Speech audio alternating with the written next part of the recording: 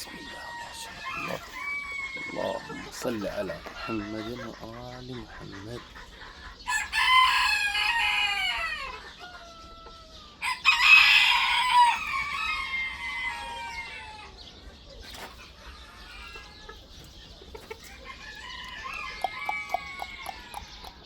هذه صينية الأكل اللي نفسها صينية الكيك.